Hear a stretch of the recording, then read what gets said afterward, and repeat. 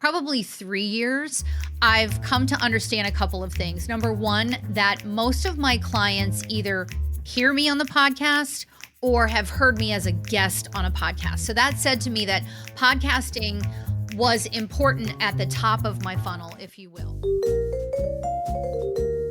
This is Your Business Needs a Podcast. I'm your host, Jay Lee, and the founder of Provision Podcasts. This is the show where I try to convince you in 5 minutes or less how podcasting can help you grow your business and have a little bit more fun. And so if you're ready, let's get into it.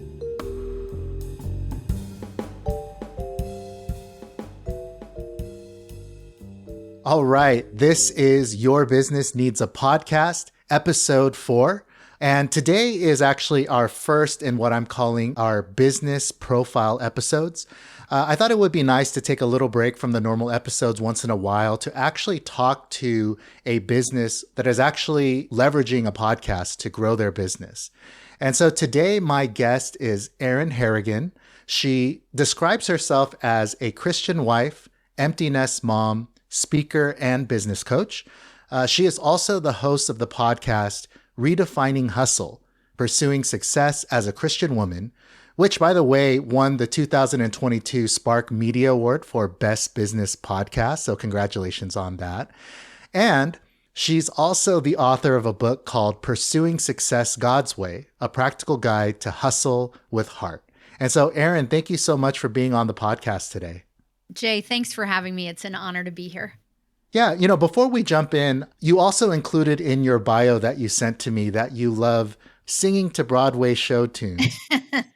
Just out of curiosity, what are your go-to Broadway show tunes? So any Les Mis, for sure, is number one, probably followed closely by Rent, and then third would be Hamilton. Well, I would love to hear you perform something from Hamilton sometimes. that would be great. Maybe with some auto-tune. Yeah. All right. Well, Erin, thank you so much for being on the podcast. And, like I mentioned in your introduction, that you are both a business owner and you're also a podcaster. And so would you mind just briefly introducing yourself and also your business to us? Sure. So I came from a background of 30 years of corporate executive sales leadership, and then was very active in a network marketing or multi-level marketing business for about 10 years. When I came to Christ at age 46 in October of 2014, he spent the next several years sort of refining me, as he does every day still. But then he pointed me in the direction to really begin coaching high-achieving sisters in Christ who had success but were empty and unfulfilled, just like I was, because they were not allowing him to truly drive the car. So today I do one-on-one coaching with high-achieving Christian women. I have a small group coaching and a mastermind as well, and then my podcast. So it is not my plan, it is his. And having walked outside of his will for a long, long time, I am steadfast in the center of it, and I wouldn't do it any other way. Well, it's great to hear how you've been able to sort of take a lot of the lessons that you've learned over the years. Some sounds like a lot of lessons you learned the hard way, and now you're able to kind of coach people and mentor them so that they don't necessarily have to walk through those same mistakes. I love to say, I allow my hindsight to be others' foresight with God's insight. I love that.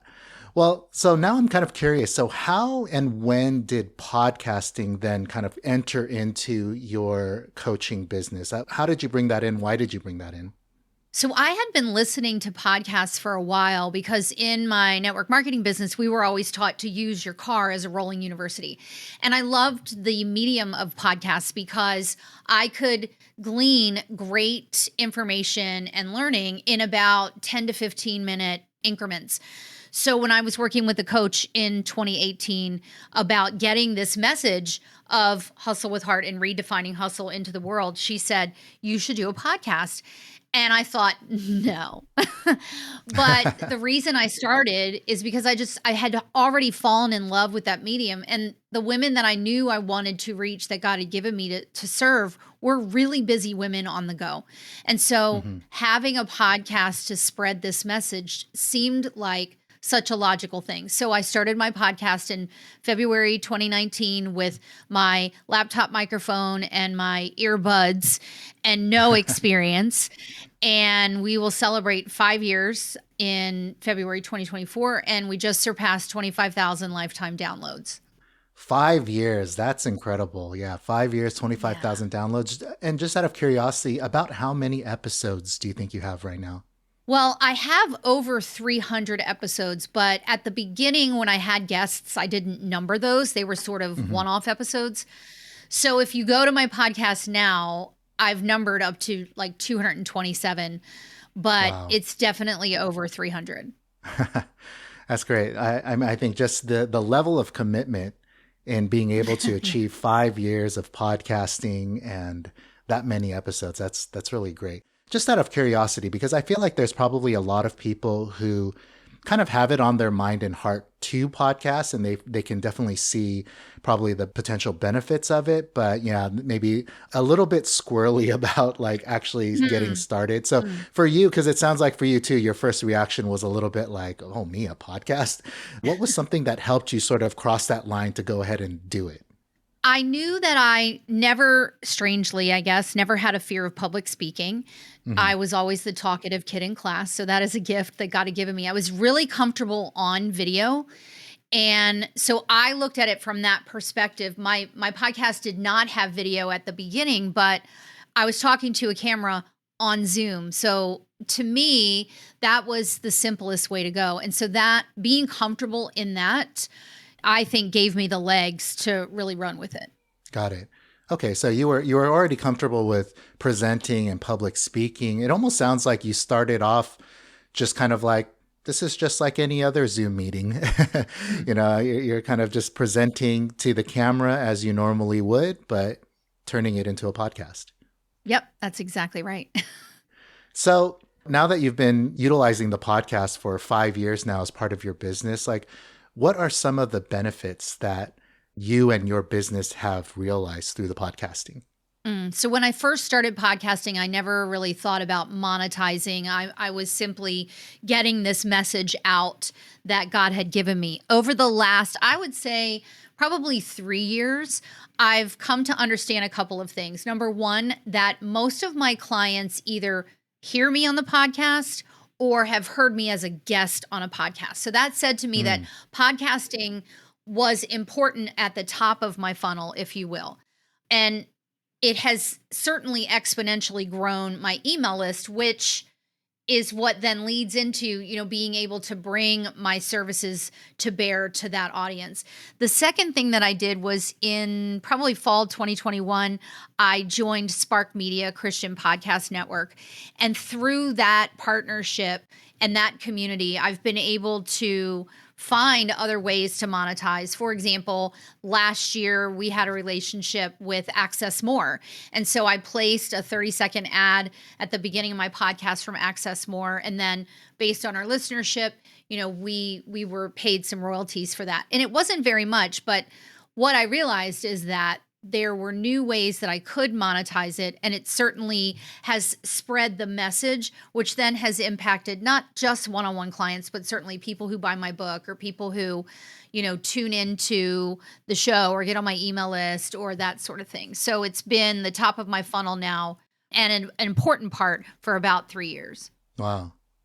I'm just curious, like, do you have some way that you're sort of tracking whether or not like these leads or whoever are coming through the podcast? It literally is when they join my email list, there is a question that I ask, like, how did you find me? Right. Hmm. Or when they connect with me through social media or whatever, I'll say to them, so how did you find me? And the vast majority will say podcast. Hmm. Behind that is probably my friend so and so referred me. And then behind that is, oh, I found you through Google, which is funny because I'm not even on the front page of Google, but I mean, Yeah. praise God. Somehow they find you still. Yeah, I mean, it's great to hear, because we talk about, how great of a tool podcasting can potentially be and how it can be a great vehicle for our businesses. But it's great to hear it actually from somebody who is utilizing it, and you've been utilizing it for 5 years. And I'm sure it took time. You probably had to put in, a significant amount of time into that podcast, but seeing that it really is bearing fruit for you. Yeah. And it's been a joy for sure.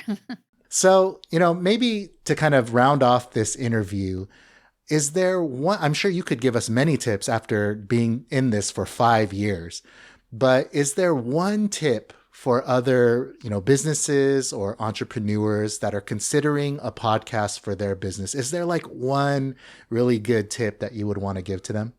Oh my gosh. One, I would say do not be concerned that there are others potentially covering the topic that you want to speak on. If you know and you have clarity around this is the topic, this is my zone of genius, and people need to hear this, it could be easy. I think it stops many people to look sort of all around and see, oh, well, somebody's already covering that topic. But the people that need to hear from you need to hear from you. There are lots of podcasts out there on many different topics. There are other Christian women in business podcasts. But don't be afraid to put it out there just because you see other shows that may be saying the same thing, because they may not be able to hear what you're sharing from someone else. They need to hear it from you. So don't be afraid to step in and try it. Yeah, that's a great tip. And first, you used a phrase in there. I think it was your zone of genius. I think that's what you said. I love that. I love that phrase. That we're not all geniuses per se, but maybe we all have some zone or some particular area or niche where maybe we do have some genius and we do have something to bring to the world. And so I love that. And I really love your tip that, yeah, it's kind of like when you think about it, nobody doesn't write a mystery novel because there's already mystery novels out there, right? Like there's so many TV shows, there's so many songs, there's so many movies that are around similar topics, but what is that unique flavor that you're bringing in? Who is that particular person that will connect with your voice in a way that they don't connect with others? So I really love that tip. Well, Erin, thank you so much. If people want to connect more with you, how can they connect with you? Go to my website, erinharrigan.com, and you can get to know me and see the podcast and my book and all the things right there. All right. So we'll include all of that information in the show notes. Again, Erin, thank you so much for being on Your Business Needs a Podcast. It was a blessing to have you on here. Thank you. Your Business Needs a Podcast is a Provision Podcast production. If you enjoyed this episode, give us a follow, leave us a review, or share this episode with a colleague. And reach out to us if you're ready to look into starting your own podcast. You can find all of our links in the episode description.